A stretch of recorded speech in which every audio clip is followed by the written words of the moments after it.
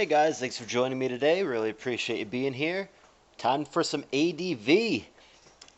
So today I decided to kind of do a double whammy. So Callus Invitational 4 is coming up real quick. The play-ins are less than 1 month away and the main event is to follow. You guys should absolutely join my Discord channel if you're not already there to be involved with that tournament. And there's going to be more information and a cool Callus Invitational 4 trailer coming up in the coming weeks, but that tour is inching closer and closer. So today I decided to take the opportunity to simultaneously promote Callus Invitational 4 and promote Pokemon Perfect. It's a win-win situation because I'm very invested and I care a lot about both of those things. So what I'm doing is I've got 3 games today. These are all from Pokemon Perfect League, an ongoing competitive team tour that we've got going on Pokemon Perfect. And they are all between players that are likely to be involved in Callus Invitational in some way, whether they end up being in the play-ins, the main event, maybe they're a guest narrator, whatever it may be.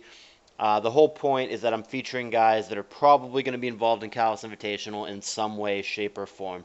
Now, the official player list for that has not been announced yet. I haven't sent out the invitations yet, but it's coming. Invitations are going out in less than 2 weeks. And sooner rather than later, we will know exactly what we're working with, and we're going to have ourselves a great tour. But like I said, more information on that to come. For now, let's focus on these good ADV games today from Pokemon Perfect League. The first of which is between Callus Invitational 2 champion Cowboy Dan, who only recently has come back to the game and to the tour scene, against Heroic Troller, who was a former heavy ADV player, then switched over to RBY and was arguably for a period of time the best RBY player in the world, and is still very good at it, but has been focusing more in recent times on ADV.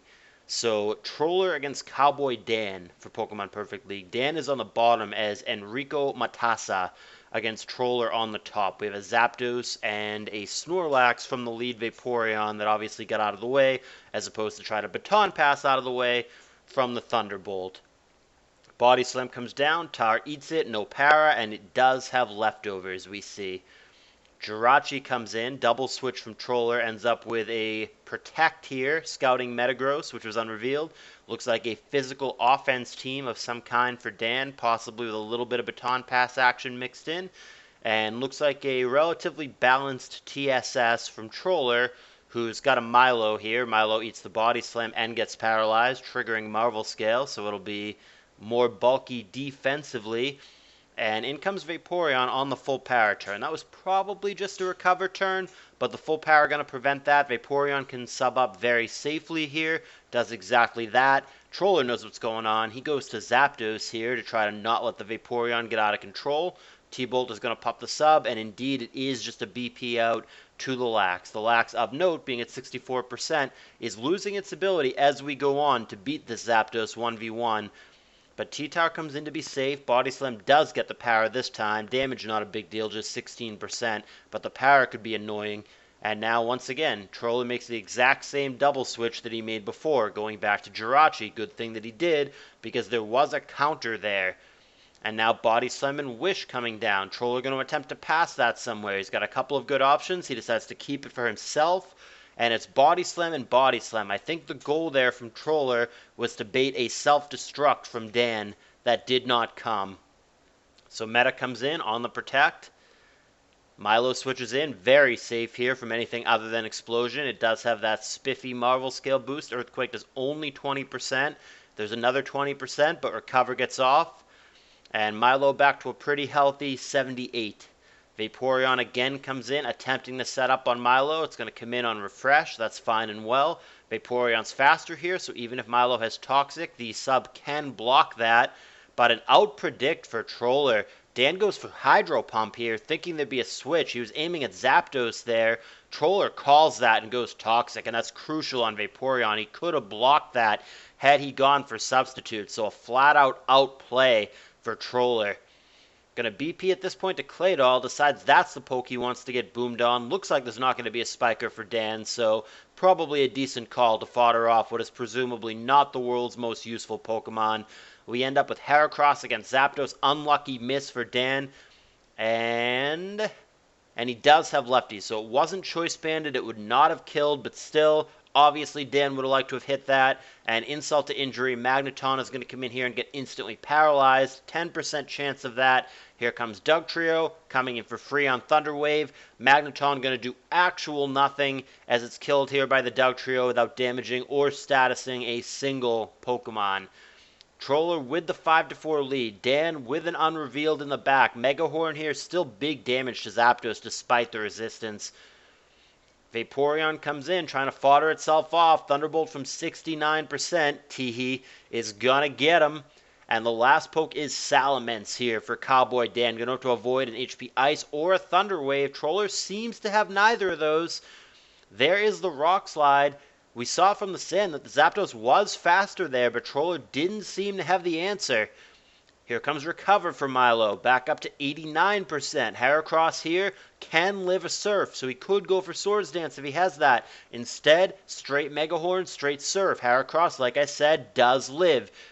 9%, very much in that swarm range. Rock Slide there aimed at Zapdos. He finds T-Tire instead. That will die instantly to a Megahorn or a Brick Break. An over prediction for Dan. Rock Slide goes for the Power Flinch, doesn't get it. All of a sudden, Dan is really in some trouble. Maybe he could have done some damage there with Hera, but he's now relying very heavily on Mence for cleanup duty. Prays for a miss or for full para. Gets neither. He does get the one dance off. Does he get really greedy and go for a second dance? Here's Focus Punch. Dan says no. Earthquake gonna get him. Here comes Jirachi. That should be EV to live. A +1 Earthquake. He's not going to go for the flinch. He instead tries to get a critical hit and does not get it. Body Slam doesn't find power, but it doesn't matter because combined with the Sand, it will be enough. And Metagross here, in all likelihood, will not be enough. It would have to be Agila meta and would have to find immediate attack raises. If you guys saw my SPL game against Alexander, stranger things have happened, but it's not looking good for Dan, and it doesn't even look like it's an Agilagross in this case. We've seen only Earthquake. If he is, in fact, CB stuck on Earthquake, which we know that he's not, then this will speed up the process, but Dan is not ready to concede. He did go Meteor Mash there, fishing for an attack raise, and he's going to do it again. Still no attack raise. Would have needed it pretty quickly, I would say. There's Recover. There's a missed Meteor Mash, but the mashes really are not doing big damage. He really needs the attack raise. But the bigger picture issue is that he needs Agility or he's really dead, because even if you beat the Milo, the Dugtrio simply comes in for the revenge kill. He should have gone for the Agility earlier if he had it. And Jirachi here foddering itself off is going to enable the Dugtrio to simply come in and end the day. I do not think it was an Agilagross. Dan at some point would have gone for the Agility. It could have just been a boring substitute set or a 4-attacker or something along those lines. It did not have lefties, but it wasn't choice banded, so it could have been like subbing down to a Berry. In that case, maybe there's an opportunity to get a sub off. I'm not sure.